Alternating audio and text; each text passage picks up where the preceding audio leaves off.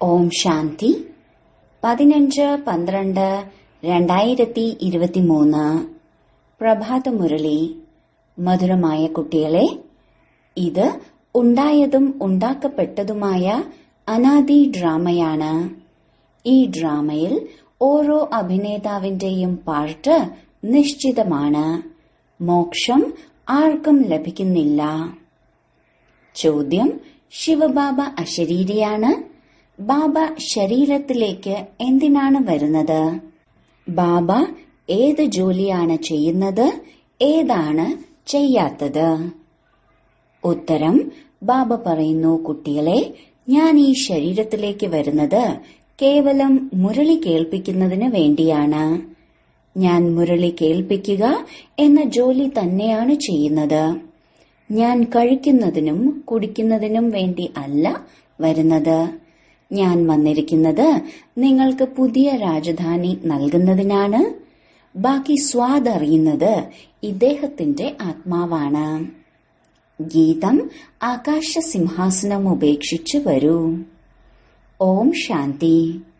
ഗീതം കേൾക്കുമ്പോൾ ഏതുമായാണോ ബന്ധം അവിടേക്ക് പോകുന്നു. ആകാശത്തിൽ സിംഹാസനമൊന്നുമില്ല. ആകാശം ശൂന്യമാണ്. അല്ലാതെ ആകാശതത്വത്തിൽ സിംഹാസനമില്ല. പരമപിത പരമാത്മാവ് ആകാശത്തിലെ സിംഹാസനത്തിൽ ഇരിക്കുന്നുമില്ല. അച്ഛൻ കുട്ടികൾക്ക് മനസ്സിലാക്കി തരികയാണ്, ഞാൻ പരംപിത പരമാത്മാവും നിങ്ങൾ കുട്ടികൾ ആത്മാക്കളും ഇരുകൂട്ടരും ഈ സൂര്യ ചന്ദ്ര നക്ഷത്രങ്ങൾക്കും മുകളിലാണ് വസിക്കുന്നത്. അതിനെയാണ് മൂലവതനം എന്ന് പറയുന്നത്. എങ്ങനെയാണോ ആകാശത്തിൽ സൂര്യനും ചന്ദ്രനും നക്ഷത്രങ്ങളുമുള്ളത്, അതേപോലെ വൃക്ഷത്തിന് സമാനം മഹത്തത്വത്തിലും ആത്മാക്കൾ വസിക്കുന്നു. എങ്ങനെയാണോ നക്ഷത്രങ്ങൾ ആകാശത്ത് നിൽക്കുന്നത്, അത് ഒന്നിന്റെയും ആധാരത്തിലല്ല നിൽക്കുന്നത്.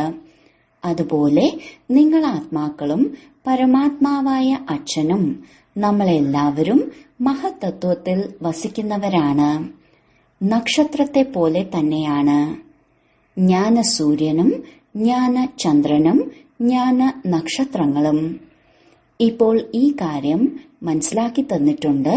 എപ്പോഴാണോ തിരക്ക് വർദ്ധിക്കുന്നത്, അതായത് ദുഃഖം വർദ്ധിക്കുന്നത്, അപ്പോഴാണ് ബാബ വരുന്നത്. തീർച്ചയായും പഴയതിനെ പുതിയതാക്കണം. പഴയതിലാണ് ആളുകൾ കൂടുതലാകുന്നത്. കലിയുഗത്തിൽ തന്നെയാണ് ദുഃഖത്തിന്റെ വർധനവ് ഉണ്ടാകുന്നത്. സ്വർഗത്തിലാണെങ്കിൽ സുഖം തന്നെ സുഖമാണ്. എനിക്ക് വീണ്ടും വന്ന് സഹജജ്ഞാനവും സഹജ രാജയോഗവും പഠിപ്പിക്കേണ്ടി വരുന്നു. എല്ലാവരും വിളിക്കുന്നുണ്ട്, വരൂ എന്ന് പറഞ്ഞ്. സിംഹാസനം ഉപേക്ഷിച്ചു വരൂ എന്ന് കൃഷ്ണനെ അല്ല വിളിക്കുന്നത്. കൃഷ്ണന്റെ കാര്യത്തിൽ സിംഹാസനം എന്ന പദം ശോഭിക്കുന്നതല്ല. കൃഷ്ണൻ രാജകുമാരനായിരുന്നില്ലേ? രാജസിംഹാസനം എപ്പോൾ ലഭിക്കുന്നുവോ അപ്പോഴേ സിംഹാസനത്തെക്കുറിച്ച് പറയാൻ കഴിയൂ. ചെറിയ കുട്ടിയെ അച്ഛന് മടിയിലോ അല്ലെങ്കിൽ അരികിലോ ഇരുത്താൻ സാധിക്കും. അതിനാൽ ബാബ മനസ്സിലാക്കി തരികയാണ്, ആത്മാക്കൾ മൂലവതനത്തിൽ നക്ഷത്ര സമാനമാണ്. പിന്നീട് അവിടെ നിന്നും നമ്പർ വയസ്സായി വന്നുകൊണ്ടിരിക്കുന്നു. നക്ഷത്രം എങ്ങനെയാണ് വീഴുന്നത് എന്ന് കാണിക്കാറില്ലേ? അവിടെ നിന്ന് ആത്മാക്കൾ വന്ന് നേരെ ഗർഭത്തിലേക്ക് പോകും. ഇത് നല്ല രീതിയിൽ കുറിച്ചുവെക്കൂ. സർവാത്മാക്കൾക്കും സതോ രജോ തമയിലൂടെ പോകണം. എങ്ങനെയാണോ ലക്ഷ്മി നാരായണൻ വരുമ്പോൾ സതോ രജോ അവസ്ഥകളിലൂടെ പോകുന്നു, പുനർജന്മം എടുത്തെടുത്ത് തമോ പ്രധാന അവസ്ഥയിലേക്ക് എത്തുക തന്നെ വേണം. എല്ലാവർക്കും ഇങ്ങനെ തന്നെയാണ്. തിരിച്ചു പോകാൻ പറ്റില്ല. ഇബ്രാഹിം, ബുദ്ധൻ മുതലായവർ വരുന്നു. അവർക്കും സതോ രജോ തമോയിലൂടെ കടന്നു വരണം. പുനർജന്മം എടുക്കേണ്ടി വരുന്നു.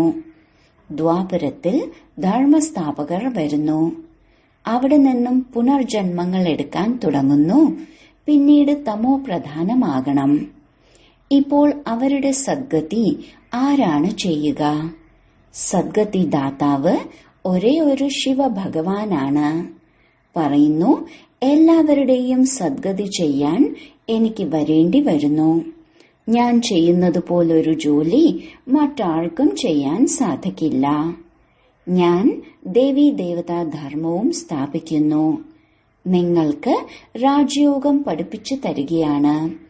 ഞാൻ തന്നെയാണ് ഗതി സദ്ഗതി ദാതാവ്. എപ്പോൾ നിങ്ങൾ പവിത്രമാകുന്നുവോ അപ്പോൾ ഞാൻ നിങ്ങളെ തിരികെ കൊണ്ടുപോകും. നിങ്ങളുടെ സദ്ഗതിയും ചെയ്യുന്നു. നിങ്ങളോടൊപ്പം ഏതെല്ലാം ധർമ്മത്തിലുള്ളവരുണ്ടോ ആ ധർമ്മങ്ങളുടെ സ്ഥാപകരടക്കം എല്ലാവരുടെയും ഉദ്ധാരണം ചെയ്യുന്നു.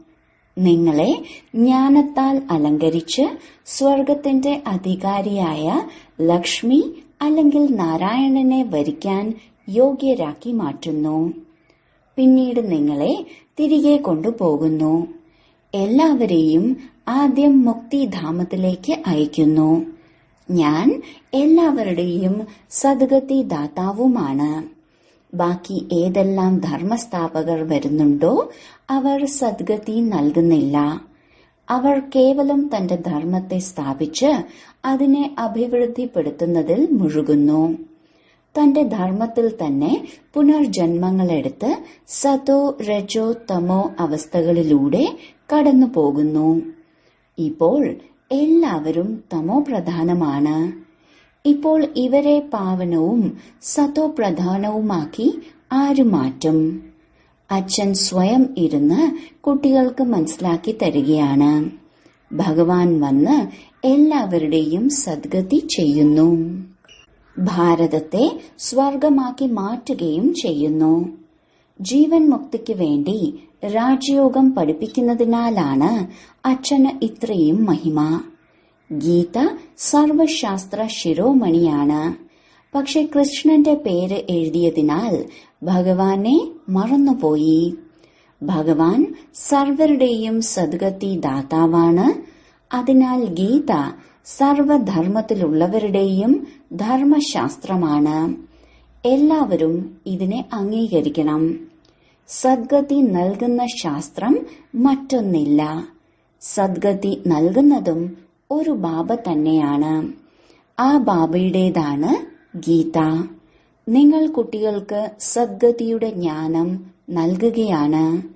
ഗീതയിൽ ശിവഭഗവാന്റെ പേര് ഉണ്ടായിരുന്നുവെങ്കിൽ ഇത് സർവധർമ്മങ്ങളുടെയും ശാസ്ത്രമാകുമായിരുന്നു. അച്ഛൻ എല്ലാവരോടുമായി പറയുകയാണ്, സ്വയം ആത്മാവാണെന്ന് മനസ്സിലാക്കി എന്നോട് യോഗം വയ്ക്കൂ, എങ്കിൽ വികർമ്മം വിനാശമാകും. നിങ്ങൾ എന്റെ ധാമത്തിൽ എത്തിച്ചേരും. സർവധർമ്മത്തിലുള്ളവരുടെയും സദ്ഗതി ചെയ്യുന്നത് ഞാൻ തന്നെയാണ്. ബാക്കി എല്ലാവരും വരുന്നത് തന്റെ ധർമ്മം സ്ഥാപിക്കുന്നതിന് വേണ്ടി മാത്രമാണ്. മനുഷ്യർ ചോദിക്കുന്നു, എന്താ മോക്ഷം ലഭിക്കുകയില്ലേ? അച്ഛൻ പറയുന്നു, ഇല്ല. ഏതെല്ലാം ആത്മാക്കളുണ്ടോ അവർ എല്ലാവരുടെയും പാർട്ട് ഡ്രാമയിൽ നിശ്ചയിച്ചിട്ടുള്ളതാണ്. ആരുടെ പാർട്ടിനെയും മാറ്റാൻ സാധിക്കില്ല. സർവരുടെയും മുഴുവൻ പാർട്ടിന്റെയും അനാദി ഡ്രാമ ഉണ്ടാക്കിയിരിക്കുകയാണ്. ഡ്രാമ അനാദിയാണ്. ഇതിന് ആദി മധ്യ അന്ത്യമില്ല. സൃഷ്ടിയുടെ ആദി എന്ന് സത്യയുഗത്തെയും അന്ത്യമെന്ന് കലിയുഗത്തെയുമാണ് പറയാറ്. ബാക്കി ഡ്രാമയ്ക്ക് ആദിയും അന്ത്യവുമില്ല. ഡ്രാമ എപ്പോഴാണ് ഉണ്ടാക്കിയത് എന്ന് പറയാൻ സാധിക്കില്ല. ഈ ചോദ്യമേ ഉദിക്കുന്നില്ല. ബാബ മനസ്സിലാക്കി തന്നിട്ടുണ്ട്, ബാക്കി ഏതെല്ലാം ശാസ്ത്രങ്ങളുണ്ടോ അതിലൂടെ ഓരോരുത്തരും വന്ന് തന്റെ ധർമ്മത്തിന്റെ സ്ഥാപന ചെയ്തു. സദ്ഗതി ചെയ്തിരുന്നില്ല. അവർ വന്ന് ധർമ്മം സ്ഥാപിച്ചു. അതിനു പിന്നാലെ വൃദ്ധി ഉണ്ടായിക്കൊണ്ടിരുന്നു. എത്ര എത്ര ഗഹനമായ പോയിന്റ്സ് ആണ്. ലേഖനങ്ങൾ എഴുതാവുന്നതാണ്. ഇവിടെ അന്ധവിശ്വാസത്തിന്റെ കാര്യമില്ല. ഇത് വിജയത്തിന്റെയും തോൽവിയുടെയും നാടകമാണ്. സത്യയുഗത്തിൽ പരമാത്മാവിനെ ഓർമ്മിക്കേണ്ട ആവശ്യമില്ല. അഥവാ പരമാത്മാവിനെ ഓർമ്മിക്കുകയാണെങ്കിൽ നമ്മൾ ബ്രാഹ്മണരെ ബാബയാണ് രചിച്ചത് എന്ന കാര്യവും ഓർമ്മ വരും. നിങ്ങൾക്കാണെങ്കിൽ സന്മുഖത്ത് പറഞ്ഞു തരുന്നു, ഞാൻ രചയിതാവാണ്. ഈ സംഗമം ബ്രാഹ്മണരുടെ പുതിയ ലോകമാണ്. കുടുമിയെ ആർക്കും അറിയില്ല. വിരാട്ട രൂപം ഉണ്ടാക്കാറുണ്ട്. അതിൽ ദേവത, ക്ഷത്രിയൻ, വൈശ്യൻ, ശൂദ്രൻ എല്ലാവരെയും കാണിക്കുന്നു. ബ്രാഹ്മണരെ മറന്നുപോയി. സത്യയുഗത്തിൽ ദേവതകൾ, കലിയുഗത്തിൽ ശൂദ്രർ. സംഗമയുഗി ബ്രാഹ്മണരെ അറിയുന്നില്ല. ഈ രഹസ്യം അച്ഛൻ വന്നാണ് പറഞ്ഞു തരുന്നത്. ബാബ പറയുന്നു, പവിത്രതയില്ലാതെ ഒരിക്കലും ധാരണ ഉണ്ടാകില്ല. ബാബ മനസ്സിലാക്കി തരുന്നു, എത്രയധികം വേദശാസ്ത്രങ്ങളാണുള്ളത്. പ്രദക്ഷിണം ചെയ്യുന്നു. ക്ഷേത്രങ്ങളിൽ നിന്ന് ചിത്രങ്ങളെടുത്ത് പ്രദക്ഷിണം നടത്തിയ ശേഷം വീണ്ടും ക്ഷേത്രത്തിൽ കൊണ്ടുവയ്ക്കുന്നു. ബാബ അനുഭവിയാണ്. ശാസ്ത്രങ്ങളെ വാഹനങ്ങളിൽ നിറച്ച് പ്രദക്ഷിണം ചെയ്യുന്നു. അതുപോലെ തന്നെ ദേവതകളുടെ ചിത്രങ്ങളും വാഹനങ്ങളിൽ വെച്ച് പരിക്രമ നടത്തുന്നു. ഇതെല്ലാം ഭക്തിമാർഗമാണ്. നിങ്ങളാണ് ശിവശക്തികൾ. നിങ്ങൾ മുഴുവൻ വിശ്വത്തിന്റെയും സദ്ഗതി ചെയ്യുന്നു. പക്ഷെ ദിൽവാഡ ക്ഷേത്രം ഇവരുടെ തന്നെ ഓർമ്മ ചിഹ്നങ്ങളാണ് എന്നത് ആർക്കും അറിയില്ല. ഇങ്ങനെയുള്ള ക്ഷേത്രം മറ്റെവിടെയുമില്ല. ജഗദംബയും ശിവബാബയും ഉണ്ട്. ശക്തികളുടെ ഉയരമുള്ള രൂപങ്ങളും ഉണ്ടാക്കിയിരിക്കുന്നു. ഭക്തിമാർഗത്തിൽ വീണ്ടും ഇത്തരം ക്ഷേത്രങ്ങൾ നിർമ്മിക്കപ്പെടും. പിന്നീട് വിനാശമുണ്ടാകും. അപ്പോൾ ഇതെല്ലാം വിനാശമാകും. സത്യയുഗത്തിൽ ക്ഷേത്രങ്ങളൊന്നും ഉണ്ടാകില്ല. ഇതെല്ലാം ഭക്തിമാർഗത്തിലെ വിസ്താരത്തിലുള്ള കാര്യങ്ങളാണ്. ജ്ഞാനത്തിൽ ശാന്തമായിരിക്കണം. ഒരു ശിവ് ബാബയെ ഓർമ്മിക്കണം. ശിവബാബയെ മറന്ന് മറ്റുള്ളവരെ ഓർമ്മിച്ചുകൊണ്ടിരുന്നാൽ അന്തിമ സമയത്ത് തോറ്റുപോകരുത്. മനുഷ്യർ മരിക്കാൻ നേരത്ത് രാമരാമ എന്ന് ജപിക്കാൻ ഉപദേശിക്കും. എന്നാൽ അപ്പോൾ ഓർമ്മ വരില്ല. എന്നാലും പാടുന്നുമുണ്ട്, അന്തിമ സമയത്ത് നാരായണനെ സ്മരിച്ചാൽ എന്ന്. കാര്യം ഇപ്പോഴത്തേതാണ്. വൈക്കോൽ കൂനയ്ക്ക് തീ പിടിക്കുക തന്നെ വേണം. അന്തിമകാലത്ത് ആരാണോ നാരായണനെ സ്മരിക്കുന്നത്? തീർച്ചയായും ഇപ്പോൾ നിങ്ങൾ മനസ്സിലാക്കുന്നുണ്ട്, നമ്മൾ നാരായണനെ അല്ലെങ്കിൽ ലക്ഷ്മിയെ വരിക്കും. സ്വർഗത്തിലേക്കായി തയ്യാറാവുകയാണ്. ബാബയ്ക്കല്ലാതെ മറ്റാരാലും ഈ ജ്ഞാനം നൽകാൻ സാധിക്കില്ല. ഇപ്പോൾ നമ്മളോട് ശിവബാബ പറഞ്ഞിട്ടുണ്ട് എന്ന് ഈ ബാബയും പറയുന്നു. ഇതിനെ ശക്തിസേന അല്ലെങ്കിൽ പാണ്ഡവസേന എന്നാണ് പറയുന്നത്. മഹാരഥികളെയാണ് പാണ്ഡവർ എന്ന് വിളിക്കുന്നത്. ശക്തികളുടെ സവാരി സിംഹത്തിലാണ് കാണിക്കുന്നത്. ബാബ പറയുകയാണ്, എങ്ങനെയാണോ കൽപ്പം മുമ്പ് സഹജ രാജയോഗം പഠിപ്പിച്ചത് അതുപോലെ പഠിപ്പിക്കുകയാണ്. എന്താണോ അഭിനയിച്ചത് അതാണ് കൽപ്പകൽപ്പം നടക്കുക. ഇതിൽ വ്യത്യാസം വരില്ല. പിന്നീട് കൽപ്പകൽപ്പം ഇതേ പാർട്ട് നടക്കും. ബാബ പറയുന്നു, നിങ്ങൾക്ക് ഗൂഹ്യമായ കാര്യങ്ങൾ കേൾപ്പിക്കുകയാണ്. പിന്നീട് എന്താണ് സംഭവിക്കാൻ പോകുന്നത് എന്നത് പിന്നീട് കേൾപ്പിക്കുമല്ലോ. ഇപ്പോൾ തന്നെ എല്ലാം കേൾപ്പിച്ചിട്ട് എന്താ ഞാൻ തിരിച്ചു പോകട്ടെ? അന്തിമം വരെ പുതിയ പുതിയ പോയിന്റ്സ് കേൾപ്പിച്ചുകൊണ്ടിരിക്കും. നമ്മൾ ഗീതയുടെ മഹിമ വളരെയധികം ചെയ്യാറുണ്ട്. പക്ഷെ ആ ഗീതയിലും മഹാഭാരതത്തിലും ഹിംസയും യുദ്ധവുമൊക്കെയാണ് കാണിച്ചിരിക്കുന്നത്. ഇപ്പോഴാണെങ്കിൽ യുദ്ധമില്ല. നിങ്ങളുടേത് യോഗബലത്തിന്റെ കാര്യമാണ്. അഹിംസ എന്നതിന്റെ അർത്ഥം ആരും അറിയുന്നില്ല. കേവലം സ്ത്രീയെ നരകത്തിന്റെ വാതിലാണെന്ന് പറയുന്നു. വാസ്തവത്തിൽ രണ്ടുപേരും നരകത്തിന്റെ വാതിലുകളാണ്. ഇപ്പോൾ അവരെ വീണ്ടും സ്വർഗത്തിന്റെ വാതിലുകളാക്കി ആരു മാറ്റും? അത് ഭഗവാന്റെ മാത്രം ശക്തിയാണ്. ഈ ഗീതം ബാബയാണ് ഉണ്ടാക്കിപ്പിച്ചത്. പിന്നീട് ചിലർ ഇത് ശരിയായി ഉണ്ടാക്കി, ചിലർ തെറ്റായി ഉണ്ടാക്കി. എല്ലാം കലർത്തി. രാത്രിയിലെ യാത്രക്കാരാ, ക്ഷീണിച്ചു പോകരുത്. ഇങ്ങനെയുള്ള ഗീതങ്ങൾ ഞാനാണ് ഉണ്ടാക്കിച്ചത്. അതിനാൽ ഇവിടെയുള്ള കാര്യങ്ങൾ വ്യത്യസ്തമാണ്. ഗോശാലയുമുണ്ട്, വനവാസവുമുണ്ട്. പക്ഷെ അർത്ഥം മനസ്സിലാക്കുന്നില്ല. എന്താ, നമ്മൾ ആരെങ്കിലും ഓടിച്ചോ? എപ്പോഴെങ്കിലും ആരോടെങ്കിലും പറഞ്ഞിട്ടുണ്ടോ കറാച്ചിയിലേക്ക് വരണമെന്ന്? ഈ ശക്തികളോട് ചോദിക്കൂ. ഈ ഡ്രാമയിൽ പാർട്ടുണ്ടായിരുന്നു. ആരുടെ മേൽ അന്യായം നടന്നോ അവർ പുറപ്പെട്ടു വന്നു. അതിനാൽ സത്യം എന്താണ് എന്നത് അച്ഛനിരുന്ന് മനസ്സിലാക്കി തരികയാണ്. ശാസ്ത്രങ്ങളിൽ എന്താണോ എഴുതി വച്ചിരിക്കുന്നത് അത് ഭക്തി മാർഗമാണ്. അതിലൂടെ എന്നെ കണ്ടെത്താൻ സാധിക്കില്ല. എന്റെ അടുത്തേക്ക് വരാൻ കഴിയില്ല. എനിക്ക് വഴികാട്ടിയായി മാറി ഇവിടേക്ക് വരേണ്ടി വരുന്നു. എന്തുകൊണ്ട് ഗൃഹസ്ഥിയുടേതല്ലാത്ത ഒരു ശരീരം എടുത്തില്ല എന്ന് ചോദിക്കുന്നു. പക്ഷെ എനിക്ക് ഗൃഹസ്ഥിയുടെ ശരീരത്തിൽ തന്നെ വന്ന് അവർക്ക് ജ്ഞാനം നൽകണം. അവരുടെ തന്നെ 84 ജന്മങ്ങളാണ് പറഞ്ഞു തരുന്നത്. എങ്കിൽ ഇതെല്ലാം എത്ര ഗൂഹ്യമായ കാര്യങ്ങളാണ്. പുതിയ ധർമ്മത്തിനു വേണ്ടി പുതിയ കാര്യങ്ങളാണ്. ജ്ഞാനവും പുതിയതാണ്. അച്ഛൻ പറയുന്നു, കൽപ്പകൽപ്പം ഞാൻ ഈ ജ്ഞാനം കേൾപ്പിക്കുന്നു. ഞാൻ കൽപ്പകൽപ്പം ധർമ്മത്തിന്റെ സ്ഥാപന ചെയ്യാൻ വരുന്നു എന്ന് പറയാൻ മറ്റാർക്കും സാധിക്കില്ല. ലക്ഷ്മി നാരായണൻ 2 പേർക്കും പറയാൻ സാധിക്കില്ല, ഞങ്ങൾ വീണ്ടും രാജ്യം ഭരിക്കാൻ വന്നിരിക്കുകയാണ് എന്ന്. അവിടെ ഈ ജ്ഞാനം തന്നെ ലോപിച്ചു പോകും. പിന്നീട് അനേക ശാസ്ത്രങ്ങൾ ഉണ്ടാക്കിയിട്ടുണ്ട്. ഈ ബ്രാഹ്മണർക്കായി ഒരേ ഒരു ഗീതയേ ഉള്ളൂ. ധർമ്മവും സ്ഥാപിക്കുന്നു, ഒപ്പം എല്ലാവർക്കും സദ്ഗതിയും നൽകുന്നു. ഡബിൾ ജോലിയായില്ലേ?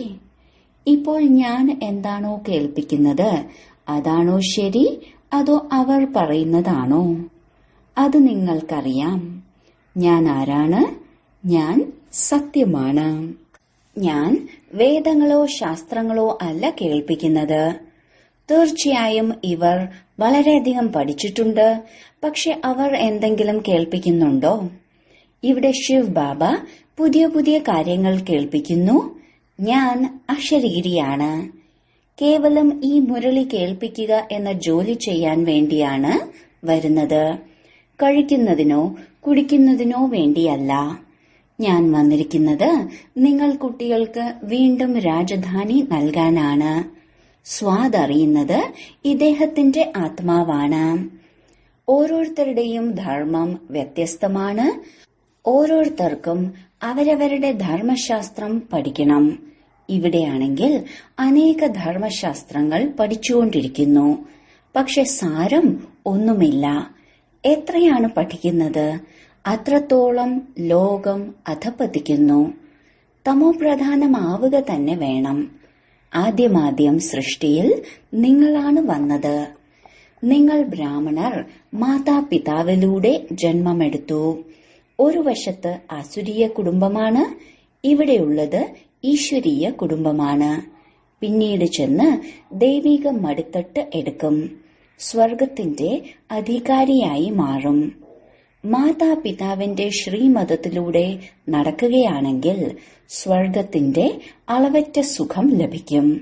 ബാക്കി രുദ്രജ്ഞാന യജ്ഞത്തിൽ വിഘ്നങ്ങൾ തീർച്ചയായും ഉണ്ടാകും. അച്ഛൻ പറയുന്നു, കുട്ടികളെ, വികാരങ്ങളുടെ മേൽ വിജയം നേടുന്നതിലൂടെയേ നിങ്ങൾക്ക് ജഗജ്ജീത്തായി മാറാൻ സാധിക്കൂ. വിവാഹം കഴിക്കാത്തതിനാൽ ദുർബലമാവുകയില്ല. സന്യാസിമാർ പവിത്രമായിരിക്കുന്നു, എന്നിട്ടും അവർ എത്ര ആരോഗ്യവാനായി ഇരിക്കുന്നു. ഇവിടെ മുഴുവൻ കാര്യങ്ങളും ബുദ്ധി കൊണ്ടുള്ളതാണ്. പരിശ്രമിക്കണം. ദദീജി മഹർഷിയുടെ ഉദാഹരണവുമുണ്ടല്ലോ. സന്യാസിമാർക്ക് വളരെയധികം സാധനങ്ങൾ ലഭിക്കും. ബാബ സ്വയം വളരെയധികം ആഹാര സാധനങ്ങൾ കഴിപ്പിച്ചിട്ടുണ്ട്. ഇവിടെയാണെങ്കിൽ വളരെയധികം പഥ്യം പാലിക്കണം. ശരി, വളരെ കാലത്തെ വേർപാടിനു ശേഷം തിരിച്ചു കിട്ടിയ മധുരമധുരമായ ഓമന സന്താനങ്ങൾക്ക് മാതാവും പിതാവുമായ ബാബ്ദാദയുടെ സ്നേഹസ്മരണകളും പുലർക്കാല വന്ദനവും. ആത്മീയ പിതാവിന്റെ ആത്മീയ കുട്ടികൾക്ക് നമസ്കാരം. ധാരണയ്ക്കുള്ള മുഖ്യസാരം: 1. ജ്ഞാനം നന്നായി ധാരണ ചെയ്യാൻ പവിത്രതയുടെ വ്രതത്തെ സ്വീകരിക്കണം. അന്തിമ സമയമാണ്. അതിനാൽ ഒരു ബാബയെയല്ലാതെ മറ്റാരുടെയും ഓർമ്മ വരാതിരിക്കുന്നതിനുള്ള അഭ്യാസം ചെയ്യണം. 2. ദദീജി ഋഷിയെപ്പോലെ സേവനം ചെയ്ത് വികാരങ്ങളുടെ മേൽ വിജയം പ്രാപ്തമാക്കി ജഗത് ജീത്തായി മാറണം. വരദാനം: സമയത്തിന്റെ വേഗതയ്ക്കനുസരിച്ച് സർവപ്രാപ്തികളാലും സമ്പന്നരായിരുന്ന് മായാജീത്താകുന്ന തീവ്ര പുരുഷാർത്ഥിയായി ഭവിക്കട്ടെ. ബാബ്ദാദയിൽ നിന്ന് എന്തെല്ലാം പ്രാപ്തികളാണോ ഉണ്ടായത്, ആ സർവപ്രാപ്തികളെയും സ്വയത്തിൽ ശേഖരിച്ച് സമ്പന്നരാകൂ. ഒരു കുറവും ഉണ്ടാകരുത്. എവിടെയാണോ നിറവിൽ കുറവുള്ളത് അവിടെ മായ ഇളക്കുന്നു. മായാജീത്താകുന്നതിനുള്ള സഹജമായ ഉപായമാണ് സദാ പ്രാപ്തികളാൽ സമ്പന്നരായിരിക്കുക എന്നത്. ഏതെങ്കിലും ഒരു പ്രാപ്തിയാണെങ്കിലും വഞ്ചിക്കപ്പെടരുത്. സർവപ്രാപ്തികളും ഉണ്ടായിരിക്കണം. സമയത്തിന്റെ വേഗതയ്ക്കനുസരിച്ച് ഏത് സമയത്തും എന്തും സംഭവിക്കാം.